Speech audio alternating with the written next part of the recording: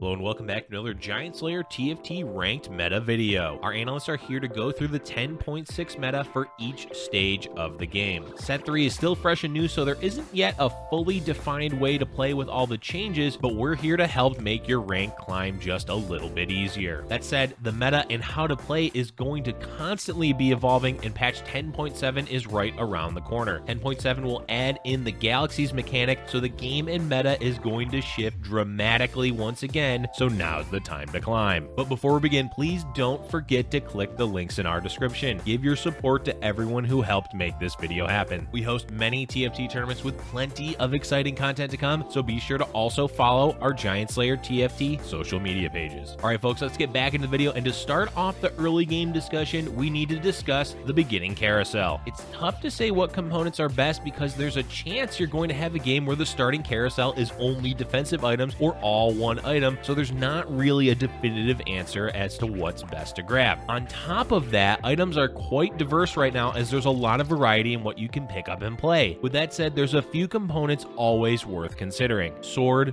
chain vest, and rod all make into a lot of fantastic items. All of the other secondary components are also worth considering, but let's separate those into secondary picks and focus on the first three. While the meta is definitely magic damage heavy right now, there's a lot more viable options for physical damage carries in set 3, and sword is the way to go for those champions. It can make into several good items depending on what you play, such as Giant Slayer, Bloodthirster, Gunblade, Infinity Edge, and Deathblade. All of those items in the right circumstances can be used on multiple champions. One of the best items built from sword though is the Guardian Angel, since it keeps important units alive longer in fights. Rod can be made into Rage Blade, Ionic Spark, Death Cap, Jeweled Gauntlet, and Morellonomicon, all of which again are usable in the right situation and champion. Another added bonus of Rod is combining it with a spatula to turn a unit into a demolitionist, which is one of the best current meta splash traits because of GANGPLANK. And lastly, for Chain Vest, it can be made into Guardian Angel, Red Buff, and Bramble Vest. It can also turn a unit into a Rebel, which is commonly done on GANGPLANK or Misfortune in the Rebel build. And lastly, a strong item choice for certain champions like Xin Zhao is Titan's Resolve. All in all, there's a ton of viable options for items right now, so whatever component you grab can often be used in some way. Before we talk about leveling and economy, let's talk about a few decent options for early game champions. It's still a bit too early in set 3 to really say what's going to be considered strong mid-game carry, but there's a few standouts already, with Lucian with red buff and early Cybernetics being one of the best options. Ziggs with AP items and an early 3 Rebel trait can also do work. A decent item carry for AD items is Xayah, who can shred units early on with her attack speed bonus, especially when paired with early Blade Master. Whatever you grab early on, try to play it based on your item, so give AP items to magic heavy champions and AD items to physical damage champions, as that will make the transition later on a bit smoother. Time to move on and talk about early game leveling and economy. The main thing to keep in mind right now is that maintaining either a win or loss streak is insanely important. Ideally, you want a win streak as long as possible to Krugs, or lose streak as long as possible. This is due to the change in the streak system, making it much easier to get +3 gold, as you only need 4 of either to do so, and you also get that bonus gold on PvE rounds. If you have a strong start, play aggressively by leveling on either 2-1 or 2-2, and again on 2-5, and use your items to make sure you're keeping your streak going for as long as possible. If you have a rough start, it's often best to play the weakest board so you can try to lose streak early. You will generally not level until Krugs or the round after, and your goal is to be on 50 gold as quickly as possible. Leveling times are a bit off as well, as those with a loss streak will want to level later than usual, so the normal timing for 3-2 doesn't always apply. For those with high health, it's totally fine to still level on 3-2 to 6, but you can delay it if you think the rest of the lobby is still on the weak side. However you wish to play, it's best to scout on Krugs 3-1 and 3-2 to get an idea of the strength of the lobby and see who's playing slow and who's playing aggressively. Moving on, we enter into the mid game. The mid game is now all over the place in terms of how you play it. There are many different builds and playstyles. Let's tackle 3 of them. First is rushing to level 8, second is slow rolling at level 7, and the last is slow rolling on 5 and 6. Going fast level 8 is nothing new, as it was commonly done in set 2. What's different in set 3 is it's a bit harder to do so if you're not able to get to 50 gold quick enough, since the early game economy is much slower. The timing is still roughly the same, as you want to hit level 8 around stage 4-3. It works best when you're able to either maintain a win or loss streak for an extended period of time. It also mostly plays into a couple builds, which we'll go over right now. The first build you fast 8 for is Rebels with GANGPLANK, which consists of GANGPLANK and any of the 6 Rebels, though you definitely want Aurelion Sol. Keep in mind this would be near to a perfect Rebels build if you're able to find GANGPLANK and Aurelion Sol, so it can be tough to do. If you find Misfortune or Lulu, take out one of the Rebels. This build is heavily reliant on finding GANGPLANK, with Aurelion Sol being the second most important, so you want to rush level 8 to have a greater chance at rolling these champions. As soon as you hit one or both of them, you're likely going to stabilize, so don't panic too much if you end up on low health at that late stage of the game. The other build you're likely going to see when you fast 8 is 6 Cybernetics. Your goal is to find all 6 Cybernetics at level 8. The reason you fast 8 in this build is because Echo is a legendary champion, and you need the higher chance of hitting legendaries that level 8 provides. The other 2 slots can be filled with anything, though Kale will give you Blade Master and Misfortune gives Valkyrie and Blaster, on top of it just being a really strong champion. Okay, so those are the typical fast 8 builds. Brawler Blaster does spike at level 8, but it isn't necessary to fast 8 with the build, as your main goal is to find Jinx, which is a 4 cost and easily found at level 7. You definitely can fast 8 with that build, but it's not a necessity. Moving on, let's talk about what you're going to see when slow rolling at level 7. Slow rolling means you're staying at 50 gold and only roll the excess amount each round, with the intent to 3-star a few champions. 6-star Guardian 4 Sorcerer wants to get 50 gold as quickly as possible, because the power spike of getting all the pieces together as quickly as you can will be enough to let you stabilize and roll for 3-star units. Nico, Ari, and Syndra are the champions you want to get 3-starred, with the other core champions being Soraka, Zoe, Poppy, and Lux. This build isn't as popular or dominant as the other builds in the meta, but when you're able to pull it off, it works great at getting a top 3 and really showcases the slow rolling at 7. For builds that showcase slow rolling at 5 and 6, let's go over 2 of them. First, Protectors. The core champions of this build are all 4 Protectors: Sinjao, Rakan, Jarvan, and Nico. Protectors with Celestial and later Mystic is also like a hyper roll composition from previous sets, but instead of rolling all of your gold down, you slowly roll it. The intent is to hit Sinjao 3 and Rakan 3 as quickly as you can, and then transition into 4 Protector, 4 Mystic. There is another variation that rolls for Kai'Sa 3 and transitions towards Protector Infiltrator. Keep in mind, with any of these slow roll compositions, you need to scout and see if anyone else is contesting, as they are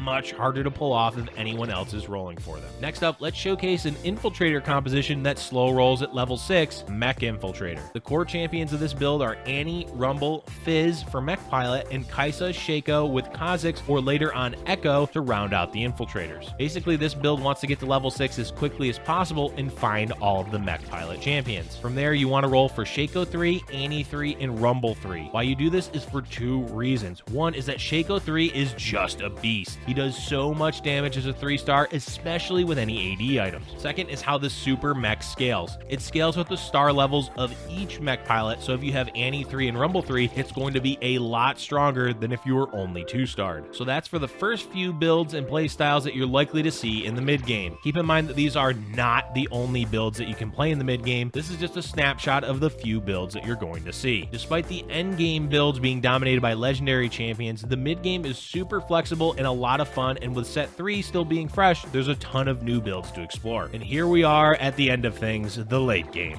Most of the late game can be defined as who has more upgraded 5-cost champions, because that's a big part of the current meta. GANGPLANK, Misfortune, Echo, Lulu, and Aurelion Sol, when 2-starred, are super strong and really dominant late game builds. Often the best champion to play at level 8 or 9 is a 2-star version of one of those champions. Because of the mercenary trait, GANGPLANK and Misfortune really stand out as ridiculously strong champions late game because of the AoE damage they do, on top of getting upgrades like Double Strike for GANGPLANK and Larger Cone for Misfortune. It really does limit a lot of what the late game may look like right now, since legendary champions are just a bit overtuned. One other late game option is to try to fit in 4 Mystic to counter anyone with heavy magic damage, which a lot of late game builds end up having. Generally, your goal is going to level 9, though the builds that roll for 3-star champions are going to struggle to get there before the game ends, as they've been spending most of their economy on rolling. And if they haven't hit by then, it's going to be really hard to get above a 4th or 3rd, as they're going to be playing from behind late game legendary champions. All in all, the late game is a bit more limited in what's optimal to play, which isn't necessarily a bad thing because the mid game right now is fantastic with a ton of builds and playstyles. But your best bet in the later stages of the game is simply finding legendary champions to throw in your composition at level 8 and 9. That's going to be the end of our ranked meta breakdown video. We have a few days left to climb on patch 10.6 before this big shakeup coming with patch 10.7. How has set 3 been for y'all so far? What compositions have been working and what haven't? Let us know in the comment section below. Be sure to like and subscribe for more Giant Slayer TFT content, and we'll see you all in the next video.